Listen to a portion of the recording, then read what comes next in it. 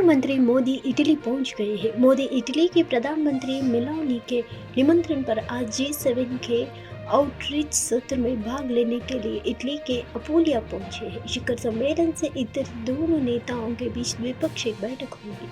प्रधानमंत्री मोदी इटली पहुंच गए हैं। मोदी इटली की प्रधानमंत्री मेलोनी के निमंत्रण पर आज G7 के आउटरीच सत्र में भाग लेने के लिए इटली के अपुलिया पहुंचे हैं। शिखर सम्मेलन से इतर दोनों नेताओं के बीच द्विपक्षीय बैठक होगी। इटली के लिए रवाना होने से पहले प्रधानमंत्री नरेंद्र मोदी ने एक बयान में कहा था कि प्रधानमंत्री मेलोनी के निमंत्रण पर मैं 14 जून को G7 आउटरीच शिखर सम्मेलन में भाग लेने के लिए इटली के अपुलिया क्षेत्र का दौरा करने जा रहा हूं।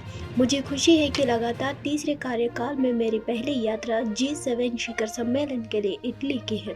आउटरीच सत्र में चर्चा के दौरान आर्टिफिशियल इंटेलिजेंस, ऊर्जा, अफ्रीका और भूमध्य सागर पर फोकस किया जाएगा। यह भारत की मेजबानी में आयोजित G20 शिखर सम्मेलन और G7 शिखर सम्मेलन के परिणामों के बीच अधिक तालमेल लाने और उन मुद्दों पर विचार विमर्श करने का अवसर होगा जो वैश्विक दक्षिण के लिए महत्वपूर्ण है। मैं शिखर सम्मेलन में भाग लेने वाले अन्य नेताओं से मिलने के लिए भी उत्सुक हूँ। इटली में G7 शिखर सम्मेलन शुरू हो गया है। इस मौके पर G8 और G20 के पूर्व इटालियन शेर्पा और राजदूत जियोस्पेरियो मोसोलो ने दो जोर देकर कहा कि भारत एक प्रमुख देश और एक विशाल लोकतंत्र है। हर कोई इसे एक सरकार के रूप में गिनता है क्योंकि ग्लोबल साउथ में इसकी एक महत्वपूर्ण स्थिति है। वायुसेना का सुपर हरक्यूलिस विमान कुवैत में 45 शवों को लेकर शुक्रवार को भारत रवाना हो चुका है। पहले यह विमान केरल के कोच्चि में उतरेगा क्योंकि ज़्यादातर मृतक वहीं के थे। इसके बाद विमान दिल्ली आएगा। यहां से शव संबंधित राज्यों में भेजे जाएंगे। कुवैत में हुए भीषण अग्निकांड में मरने वालों 45 डिग्री की पहचान भारतीयों के रूप में हुई है। इस इमारत में 196 प्रवासी श्रमिक काम कर रहे थे। मृतकों में 3 उत्तर प्रदेश, 24 केरल, 7 तमिलनाडु और 3 आंध्र प्रदेश के रहने वाले थे। वहीं भारतीय वायुसेना का एक विशेष विमान C-130 में मृतक 45 भारतीयों के शवों को लेकर शुक्रवार सुबह कोच्चि के लिए उड़ान भर चुका है। भारतीय दूतावास ने इस बारे में जानकारी दी है। दूतावास ने बताया कि विदेशी राज्य मंत्री कीर्तिवर्धन सिंह भी उसी विमान से वापस आ रहे हैं। कुवैत में आग लगने की घटना में मरे गए 45 भारतीयों के शवों को लेकर भारतीय वायुसेना का विशेष विमान शीघ्र ही पहुंचेगा। इस बाबत कोचीन अंतर्राष्ट्रीय हवाई अड्डे पर पुलिस बल और एम्बुलेंस तैनात की गई है। वायुसेना का सुपर हरक्यूलिस विमान कुवैत से 45 शवों को लेकर रवाना हो चुका है। पहले यह विमान केरल के कोच्चि में उतरेगा क्योंकि ज़्यादातर मृतक वहीं के थे। इसके बाद विमान दिल्ली आएगा। यहां से शव संबंधित राज्यों में भेजे जाएंगे। इटली के बारे में आयोजित G7 सम्मेलन की इस समय हर तरफ चर्चा हो रही है। इटली के प्रधानमंत्री जॉर्जिया मेलोनी G7 में सबसे ताकतवर नेता के रूप में उभरी है। दक्षिणपंथी समूह में उदारवाद का चेहरा होने का कारण भी मेलोनी को फायदा मिला है। इटली के पुगलिया में दक्षिण इताली तटीय रिसॉर्ट बोर्गे एग्जेमिया में शिखर सम्मेलन बीते वर्षों के मुकाबले शायद इस समूह के नेताओं का सबसे कमजोर सम्मेलन साबित होने जा रहा है। यह ऐसे वक्त में हो रहा है जब रूस यूक्रेन युद्ध तीसरे साल में दाखिल हो रहा है और गाजा में हमास के खिलाफ इजराइल की लड़ाई से मानवीय संकट उठ खड़ा हुआ है। नतीजतन सम्मेलन से दुनिया के ताकतवर नेतृत्व की उम्मीद पाली जा रही है, लेकिन ऐसा होना मुश्किल सा दिखता है क्योंकि अधिकांश नेता चुनावों, घटती लोकप्रियता या घरेलू संकटों से परेशान हैं। लेकिन इसके उलट इटली की 47 साल के प्रधानमंत्री जियोर्जिया मेलोनी सबसे ताकतवर नेता बनकर उभरी है। लोकसभा चुनाव के दौरान टिकट को लेकर भी कांग्रेस में नाराजगी दिखी थी।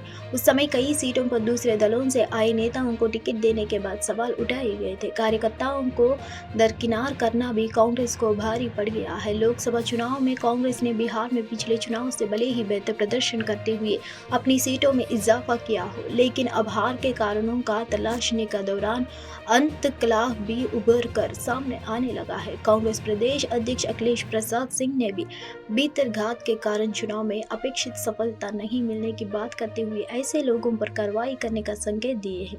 इस लोकसभा चुनाव में कांग्रेस ने महागठबंधन के तहत 9 सीटों पर उम्मीदवार उतारे थे, जिसमें 3 सीटों पर पार्टी सफल रही। अब हारी सीटों को लेकर समीक्षा होने लगी है। बगलपुर लोकसभा क्षेत्र में कांग्रेस प्रत्याशी अजित शर्मा को हार का मुंह देखना पड़ा है। यहां हार की समीक्षा बैठक के दौरान ही अंतर्कलह साफ दिखा। समीक्षा बैठक के दौरान ही बगलपुर जिला अध्यक्ष परवेज जमाल ने हार का टिकरा बगलपुर के प्रत्याशी अजित शर्मा पर फोड़ दिया है। जिला कमेटी ने साफ तौर पर कहा कि पार्टी कार्यकर्ताओं का सम्मान नहीं किया गया है और उन्हें दरकिनार कर दिया गया है। अजित शर्मा पार्टी के कार्यकर्ताओं पर ही सहयोग नहीं देने के आरोप लगाते हैं।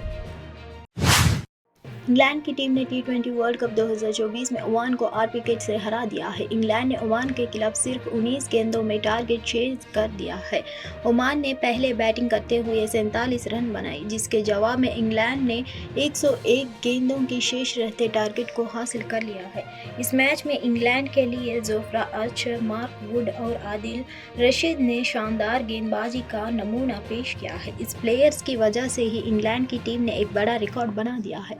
ओमान के खिलाफ मैच में इंग्लैंड के लिए जोफ्रा आर्चर ने 3 विकेट हासिल किए हैं। इसके अलावा आदिल रशीद ने 4 विकेट और मार्क वुड ने 3 विकेट झटके हैं। इन प्लेयर्स की शानदार गेंदबाजी की वजह से ही ओमान की टीम कम स्कोर पर ऑल आउट हो गई और बड़ा स्कोर नहीं बना पाई है। टी20 वर्ल्ड कप के इतिहास में ऐसा पहली बार हुआ है जब किसी पारी में 3 गेंदबाजों को 3 या उससे ज़्यादा विकेट हासिल किए हो। टी20 इंटरनेशनल में ऐसा 18 बार हो चुका है, लेकिन टी20 वर्ल्ड कप में पहली बार ऐसा हुआ है।